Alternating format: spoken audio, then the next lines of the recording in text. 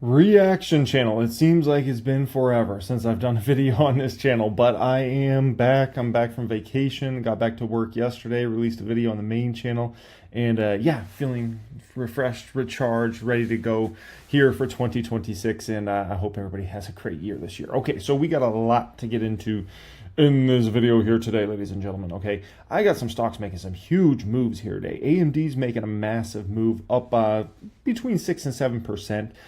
We got to talk about AMD in this video. We're going to talk about Adobe in this video. We're going to talk about CRM, Salesforce in this video. That stock has been just not doing well. Let's just put it that way in regards to Salesforce. That stock is down huge again today. So we got to talk about what's going on with these stocks, my perspectives.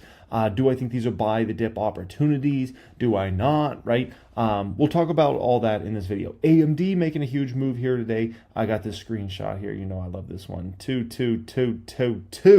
Oh, just beautiful. Look at all those twos. So we'll talk about AMD, what's going on there. Wall Streeters had a lot of opinions on AMD today. I'll tell you what my thoughts and opinions are based upon what they have to say. And then at the end, we'll listen to some Wall Streeters. It's been a minute since we listened to any Wall Streeters, so we're going to get into that in this video here today. One thing only I need from you guys. If you could please, if you haven't done so already, just hit that little thumbs up icon. That's all I need from you. If you could just do that for me. If you want to be subscribed here to the channel, you can certainly subscribe. We are now at, how many subscribers do we have on this channel? I think it's 125,000, but don't quote me on that.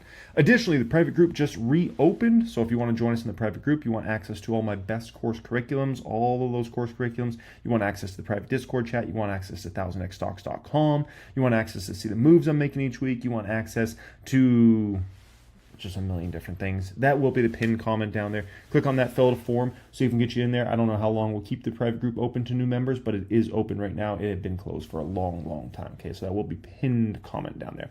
Alrighty, so let's get rolling here. By the way, my X page is always linked in the description area if you ever want to follow me on X. Okay, so I thought it was worth mentioning.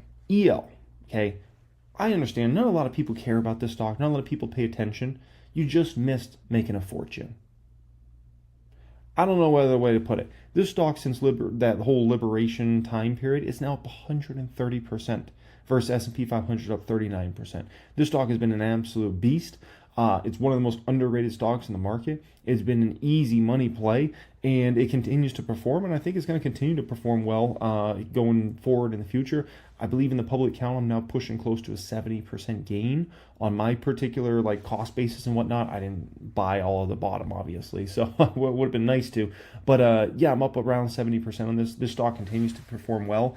It's a makeup beauty company that owns a ton of high-end brands, and they are in a major comeback right now. And you know, just you got to understand, in the market, a lot of people think it's just the only way you can make a lot of money in a quick amount of time is you got to find the next big tech stock that's gonna blow up or something. No, this is less than a year, 130% gain, absolutely unbelievable, with a stock that's a cosmetics company. Cosmetics, right? Okay, so CRM down 6% here today. So what's going on with CRM? What's my perspective here? So Salesforce sinking 6% for its worst drop in nearly 2 years after Anthropic rolled out Cowork. So Claude, they have this Claude code for the rest of their work. This was shown off, went pretty viral on X last night from what I had seen at that particular time, right? They're talking about this launch lands right in Salesforce's own agent strategy with Agentforce, okay?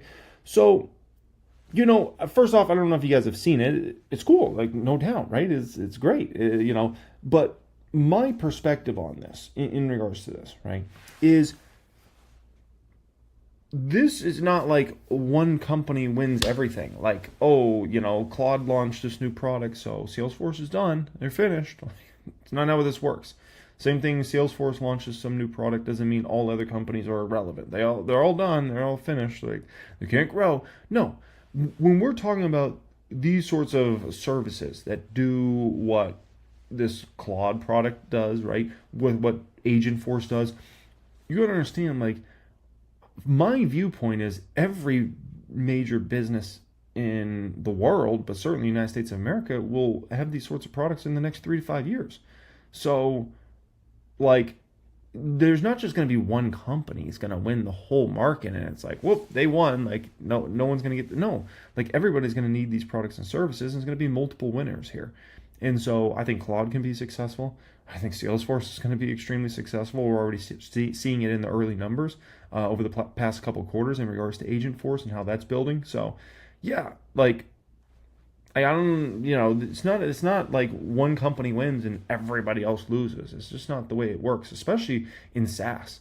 Like, how many successful SaaS businesses there are that are, we can talk about $10 billion plus companies. It's a lot.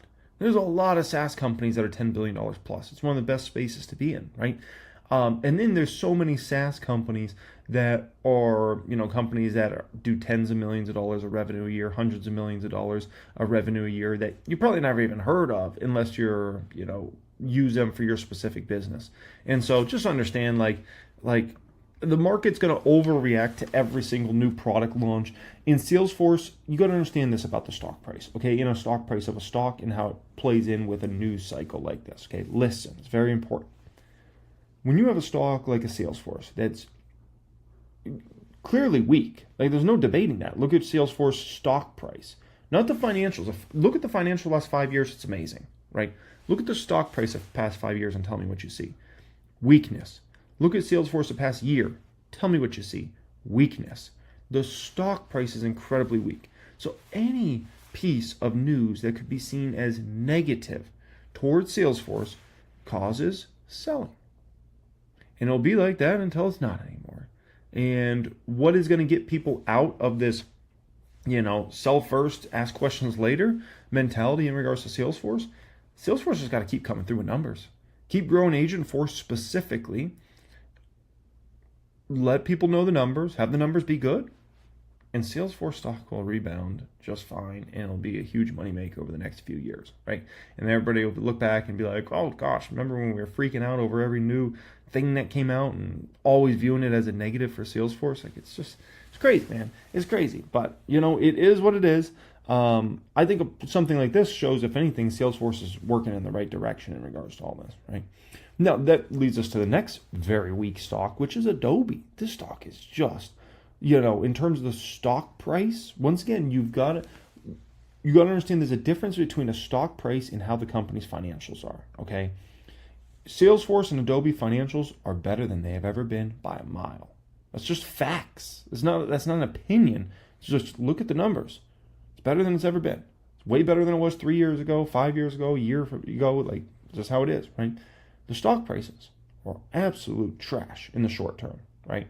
And that's where you can actually find great arbitrage as a long-term investor. If you find companies who financials continue to get better and the valuation is very attractive and the financials are expected to continue to get better, but yet the stock price is garbage, that's where you find the biggest arbitrage opportunities, where you can find like an EL. Like, look at EL. I showed you that just a moment ago.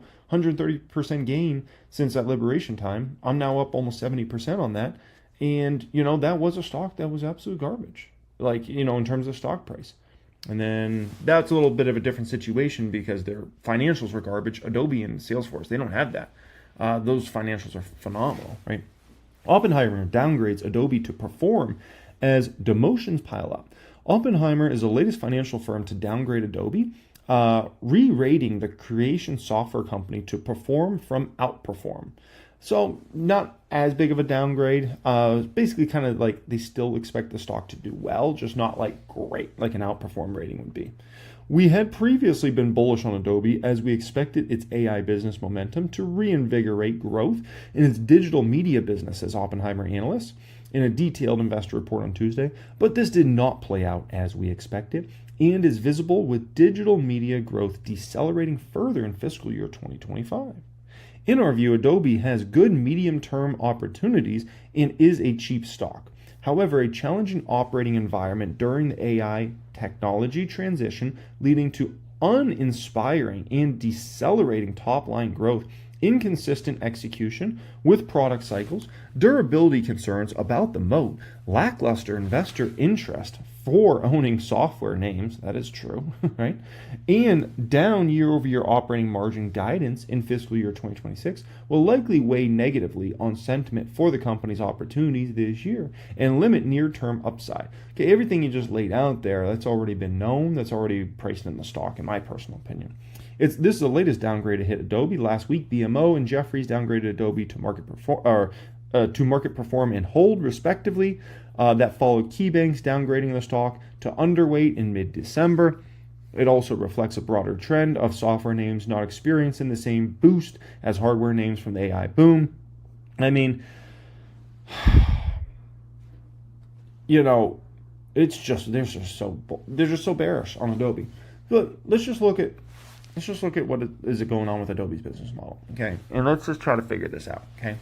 So what I'm showing you in front of your eyes right now is 1000xstocks.com. This is Adobe's trailing 12-month revenue. This is where we're at right now. This is where we're expected to go. Looks great. This is Adobe's margins. We're talking about net margins around that 30% number. We're talking about gross margins around 90%. That's unbelievable. This is Adobe's earnings per share trend. This is where we're at right now. This is where we're expected to go. This is Adobe's free cash flow. This is where we're at on a trailing 12-month basis. This is free cash flow per share. This is where we're at right now. Okay. This is the historical P ratio for Adobe versus where it's at now. You seen a trend? Cheap stock, financials better than they've ever been. Operating cash flow on a trailing 12-month. This is where we're at. Looks pretty darn good, eh? Operating income, this is where we're at on a trailing 12-month basis. As far as shares outstanding, they keep bringing them down because they're buying back tons of shares right now. Ladies and gentlemen, we have a situation here with Adobe that is very, very intriguing. It is very, very intriguing, where we have a stock that is trading at historically insanely cheap multiple. We have a financials in a business that looks better than it's ever been. We have a Wall Street community that seems like they couldn't be more negative. So it seems like at some point in time, and I think it's happening sooner rather than later, I think no matter what you throw at Adobe, it's not going to stick anymore because you already threw so much mud at it. You got no more mud. It's just going to slide right off now. And so that's the way I view Adobe, kind of looking past Q1, is this is a stock that has had so much mud slung on it that it's just not even going to matter anymore, right? The mud's just going to slide off. And at the end of the day, as long as you're a company like Adobe or Salesforce, and you come through and you just keep putting up your numbers, your stock will reflect that over time. The issue Salesforce and Adobe had in the past, and why those were bad stocks, let's say if you bought them 5 years ago, look at the P ratios where they were at 5 years ago. Look at Salesforce P ratio 5 years ago. Look at Adobe. They were not cheap stocks back then. Now they are. They're extremely attractively priced. Now those stocks are priced roughly in line with where the market in general is at, or actually undervalued, trading at P ratios under where the market in general trades at, which is crazy for companies that have still really good growth and have margins that these companies have. So I look at these two stocks as, in my opinion, easy stocks to buy. Easy. That's just no other way to put it. I think it's just stocks you buy over the next, several months. You hold them for the next 2-3 years, and you look back and be like, oh, that was good. You made a lot of money on that. That was pretty easy, right? Sometimes, there's just opportunities out there that are, in my opinion, easy opportunities. And I look at Adobe and Salesforce here, and I say those stocks are easy opportunities, right? And so, me personally, I will personally be buying more Salesforce stock and more Adobe stock, over the next, I would say, probably 2 to 3 months. And I like it. Next one up here, AMD. So AMD moving up huge.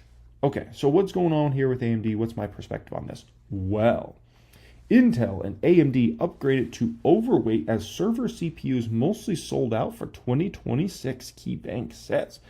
Okay, so let's go straight to the AMD part, okay? So AMD, which has a $270 price target from KeyBank, so quite a bit upside, has nearly sold out its server CPUs for the year. It's only January, right? It's the first half of January at that, and they've already likely sold out their server CPUs for the year. Our supply chain checks indicate I do like when analysts actually do supply chain checks. It's kind of like getting information that you and I really couldn't get. So it is actually valuable. Like supply chain checks is always actually something that analysts provide that can be, I would say, beneficial. Our supply chain checks indicate the recent surge in hyperscaler demand has led to AMD to almost being completely sold out of server CPU in 2026 and is potentially considering a price increase of 10 to 15% in the first quarter 2026.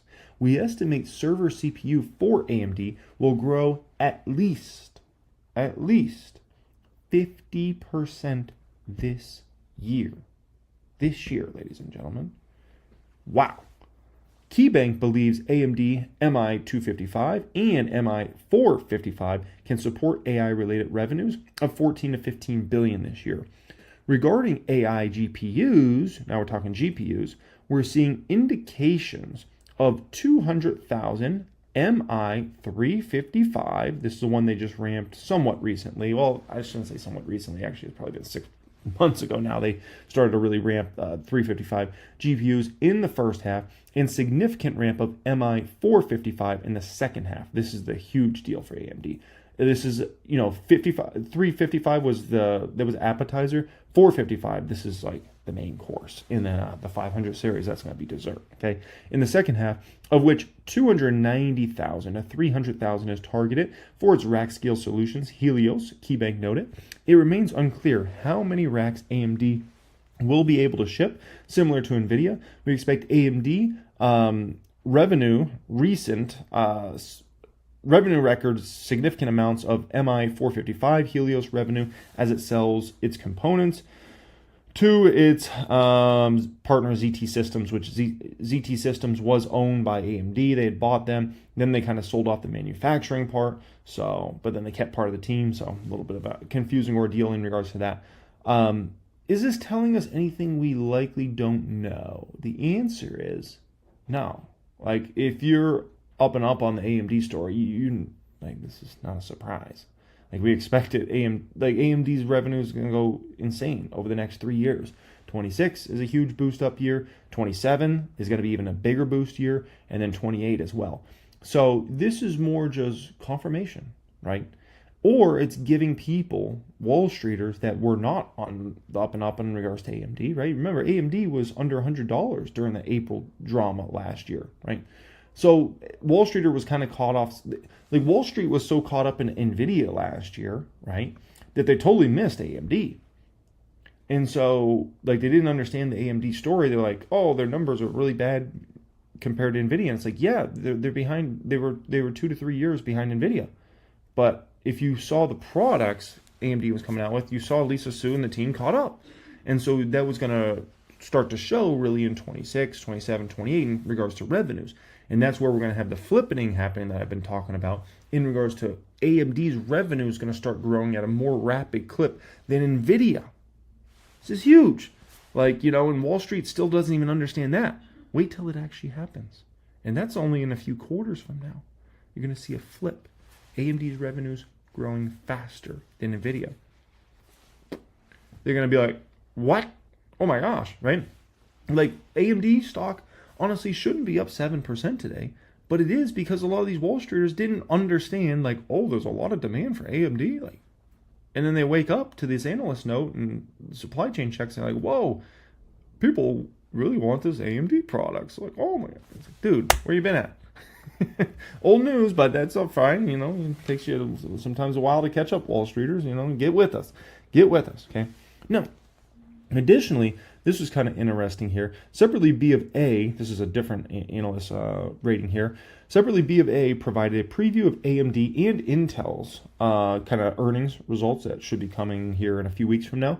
The analyst said they expect AI servers to be the stronghold for compute, which AMD will likely beat and raise quickly. Growing data center exposure and product execution, 355X ramping. The analysts also expect Intel to benefit from healthy server shipments. So, yeah, B of A is expecting AMD to likely beat and raise. What's my opinion on that? Okay. Tell me something I don't know.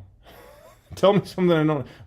I know AMD is going to beat and raise next quarter. It's what they do. It's what they're going to keep doing for a while. There's going to be a lot of beat and raises coming. There's going to be a lot of beat and raises coming. Welcome to the party, pal. Where you been at? Where you been at?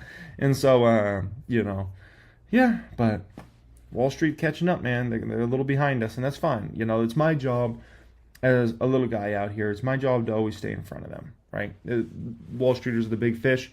I just got to make sure I'm swimming way out in front. And, I get to my food first, and they come, and then we all have a party. And so, that's just what it is. Alrighty, let's listen to some Wall Streeters on their perspectives on this market, stocks, all that good stuff. And, we'll have some fun. Closing bell. And he revisited what he told me several months ago about how he sees the backdrop right now. Listen.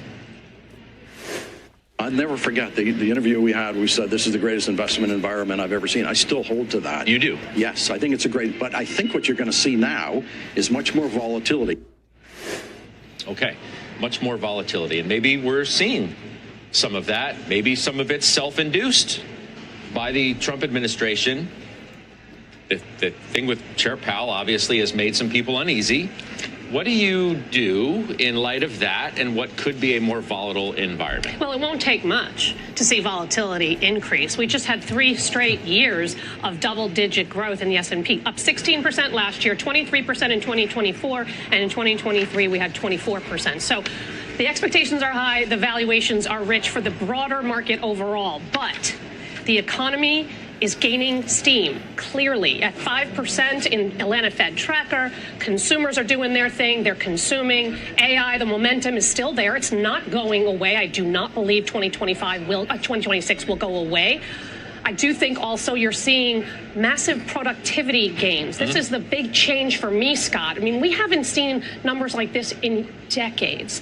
I mean, we were growing productivity like 1-2%, 4.9% in the most recent quarter. Unit labor cost down 1.9. That is very, very healthy. And the productivity number is actually pretty good for inflation expectations. So add it all up, double-digit earnings. Going away from technology, though, that's where the expensive stocks are at. You clearly see the rotation happening, and I'm there, you know that, and I'm adding to them. We're going to talk about some of the things that I have been adding to, because I have conviction in the underlying strength of the economy. So volatility increases, use it to your advantage and buy on dips. Okay, so she makes a point about the market being rich, right? Listen, the market itself, okay, you could make that debate, but I'm just saying that there's a lot of undervalued opportunities in the market, right? You look at some of these, 1 year, 2 year out forward P's here. Meta's at a 20, CRM's at an 18, Adobe's at a 12, right? And look at next year's expected earnings per share growth of these companies. Look at the revenue growth of these companies, right? Like, my opinion is, like, a lot of these stocks are just trading way too cheap. Like, sure, you could look at a Palantir, you could look at a Tesla and be like, oh, man, so expensive, right? Overvalued. Okay, that's not the whole market. Because Palantir is trading at a 200 whatever P ratio does not mean that is an indication that the whole market is like, oh, it's a massive bubble. It's crazy. It's like, no, like, these companies are trading, depending on the company, like, very cheap. Like, yeah, Palantir's forward P looks crazy, 288. Yeah, Tesla looks crazy, 344. But that does not mean that's the whole market. So you gotta differentiate between some stocks that maybe have crazy valuations. You go look at Oklo and it's like, oh man, they're like a pre-revenue company trading at a crazy valuation. Okay, there's some of those stocks out there, but that's not the whole market. There's plenty of attractive stocks in this market right now. Google's ran pretty heavy, but I wouldn't call Google an expensive stock. You could make an argument that it's still very fair. Look at a stock like Google McDougal, Microsoft here. Like, these stocks are not like super expensive. They're kind of at, I would call them like fair value. Like, Google's at a fair value now. Microsoft's at a fair value. I wouldn't say they're overvalued though, right? If you want to pull up Apple, we can pull up Apple here. Let's take a peek at Apple's forward P, somewhere around, we can call it 30, 33. That's fair for Apple, given that they should grow earnings per share at a double-digit clip, So I can't really say they're overvalued. I can't say these big techs are undervalued though, but it's like fair value. So, that's just my opinion. But let's say Microsoft, was trading at a 24 forward P right now. You say that stock's very undervalued for one of the safest business models in the world with great growth. Like, shouldn't be trading that cheap, right? If Google was trading at 22 like it was last year for a lot of the year, like way too cheap. So, yeah, that's my perspective. Do you believe what Rick Reeder had to say again yesterday, that this is the greatest investing environment? Greatest might be further than I would go, but Rick is very bright, and I wouldn't disagree with him materially on just the overall positive backdrop. You have deregulation with an occasional insane tweet. That's really powerful. It's hard to quantify, but people are taking risks, and people are going into new businesses, and there's tons of M&A that you actually can qualify. It's a great last 12 months for M&A. You've got IPOs back. We'll get SpaceX maybe by the end of this year. I don't know. Is that $1 trillion IPO? Maybe you'll even get OpenAI. Is that $500 billion, $750 billion? I have no idea. Like, you can't look at a backdrop like this and say it's not a good environment. The real question is, are we already pricing in how good it is? And that's like the main debate. But look, I listened to the JP Morgan call this morning, and I know we're going to get there in a second. This is the CFO. Consumers and small businesses remain resilient. Continue to monitor leading indicators. Before we go further here, I will explain a risk to the market. He talked about SpaceX going public, right? Talked about potentially OpenAI. Stripe could potentially go public at some point in time here. So those are massive companies that if they went public, they're actually a significant risk to the market. How? Why? Well, when you have those sorts of big IPOs like that, it can suck money out of other stocks because people want to buy, the traders want to go to the momentum, like, oh, SpaceX is going to go crazy, right? OpenAI, like if Stripe goes public, those sorts of stocks, like, it's kind of like a pile-in. So you can get long-term investors to even pull money out of some stocks and kind of like creates this like vacuum out of money. But a lot of the trader momentum starts to funnel into those type of stocks. So where you actually see a lot of the biggest weakness many times can be other momentum related stocks that are kind of like hot stocks, right? That kind of shorter term trader swing type money comes out of those. Those stocks actually decrease quite significantly in value the month leading up to those big IPOs, and the money kind of gets ready to obviously funnel into the new IPOs, right? So just something to keep in mind. Any signs of stress. Despite weak consumer sentiment, trends in our data are largely consistent with historical norms. We're not seeing deterioration. So people are not happy with the price of things. We all get that. That's what the midterms are going to be about in a few months. But at the end of the day, they're spending with abandon. Delta is making more money in the front of the cabin than the entirety of the main cabin of the plane. It's K-shaped, it's this, it's that. In the end, revenues are going up. Profit margins will be 14, 15% this year for the S&P. Rates are either flat or maybe even lower. I don't know how you could argue with Rick materially that it's not a good backdrop to be making investments right now. Jimmy, I'm glad Josh brought up the Delta information. It really is amazing when you look at it. The main cabin, okay, that's everything below first and business class, was down 7% year on year. Premium, which is first in business, was up 9%. Yeah. That screams K-shape. It represents what the greater economy has looked like. Not commenting on the Delta numbers specifically here, but what about the backdrop? You do have this, I think it's fair to say, this self-induced volatility.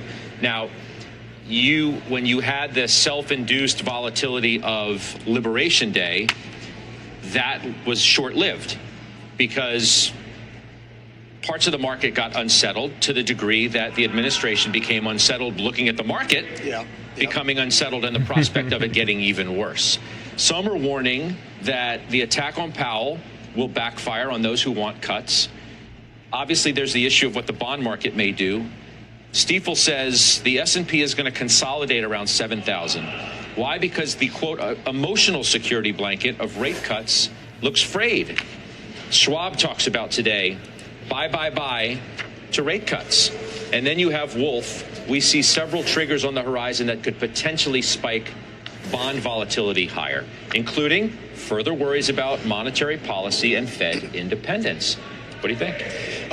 I don't think we need rate cuts. And I know there's a perception out there that the stock market is counting on rate cuts. I think that the market can fly without rate cuts, because if we don't get them, it's for the right reasons. It's because the economy is growing. Stephanie, you just went through what the Atlanta Fed GDP is tracking, 5% for the fourth quarter. And in the third quarter, it was 4%. We've got unemployment at 4.4%. And we got CPI today, which was really quite benign. I mean, I think the core was 2.7, maybe it was 2.6% year over year. I'm perfectly fine with that. Now, I'm not saying we won't get rate cuts, because it's too early to determine that, but I really don't think we need it. We've got tremendous fiscal stimulus coming from the budget bill. And what if, as is presumed to be the case, the Supreme Court overturns tariffs? What if they mandate that the tariffs have been collected, have to be refunded, and another $200 billion comes flooding into the market? You know, Josh said, and I agree with him, that, you know, the good news may be priced into the markets, but there may be a absolute waterfall of money coming into the economy that will goose this market and this economy higher. I don't think we need rate cuts. You didn't address, though, the issue K-shape? of Powell. No. Oh. No, the issue of Powell and Fed independence. Yep, let's hit it. I don't. What do you think? I mean, is it a binary deal? The market's trying to look past it, not necessarily believing that it's going to go anywhere.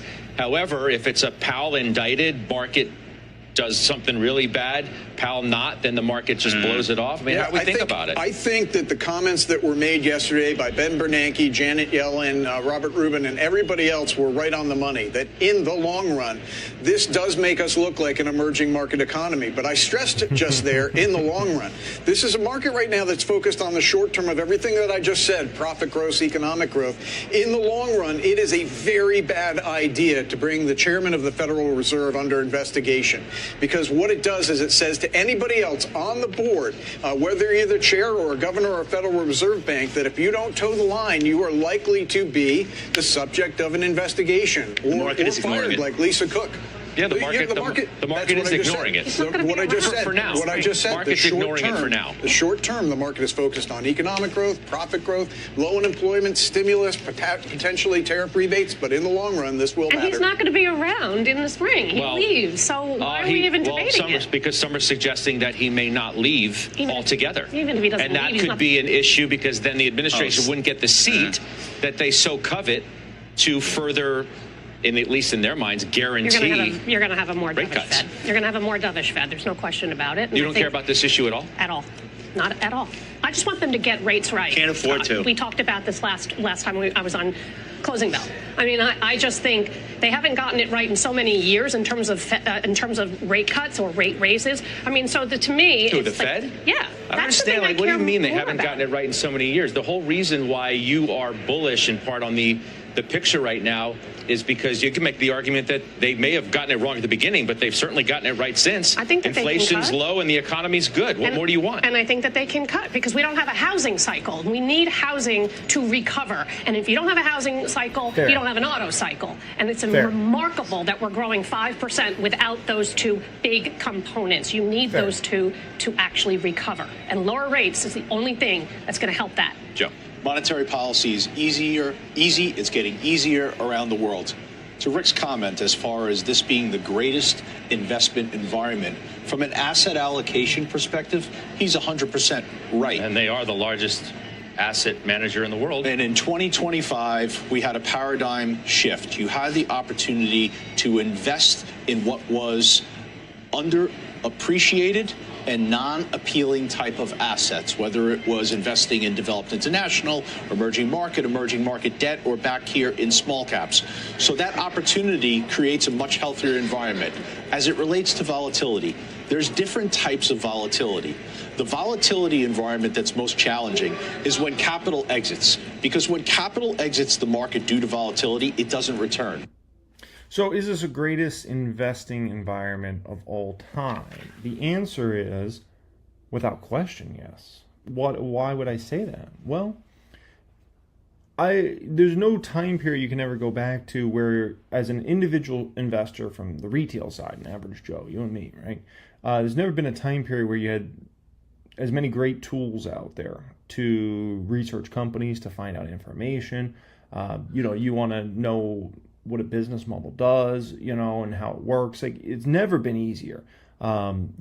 Historical numbers in regards to, like, it's never been easier in any time in history to get like information like that to make you make an informed decision, right?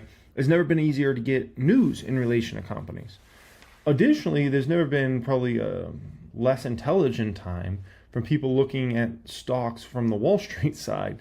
They just flip out over everything. Like, an analyst comes out and downgrades and stock sells off 10%, and all of a sudden they're like, oh, we did some channel checks and this is great, and the stock goes up 7%. And it's like, you didn't already know that. And so I think there's also a lot of wasted money out there on the Wall Street side that pushes stocks up to way too high of prices and gives you great opportunities to sell, and pushes other stocks down way too much from way too much selling pressure that gives you incredible buying opportunities that, you just never got these sorts of opportunities in the past. Like, this is a whole different level. So also the ability to, buy stocks so easily now on your phone, wherever you're at. Like, there's no doubt this is the greatest investing environment we've ever seen, but it's going to get better, over the next 10, 20, 30, 50 years. But as of right now, this is the best. This is the best we ever had. So, in regards to market, is this the cheapest market? Absolutely not. It's a market that's at fair value, right? Are there incredible buying opportunities in this market? Absolutely. Are there some stocks that are very scary to invest in for the next 2, 3, 4 years that are, probably going down a lot, or going to be stagnant? Absolutely. So, and that's where it really becomes very fun if you're a stock picker and you know what you're doing. And if you don't know what you're doing, you want to get up to a much higher level than where you're at, the pinned comment down there will be to apply to join a private group and get you all the access to all the course curriculums, teaching you everything I got up here that I've learned over the last 17 plus years in the market, as well as join our private Discord community. We have several hundred 7-figure plus investors in there. We have, so many 6-figure investors, it's not even funny. So we got an incredible community. It's over 3,000 members strong now at this point in time. And you also get access to exclusive videos and all that. That will be the pinned comment down there. And that's been closed to new members for quite some time, but it's now open to new members again. And we'll see how long we keep that open for in regards to new members, okay? All right, guys, much love and have a great day.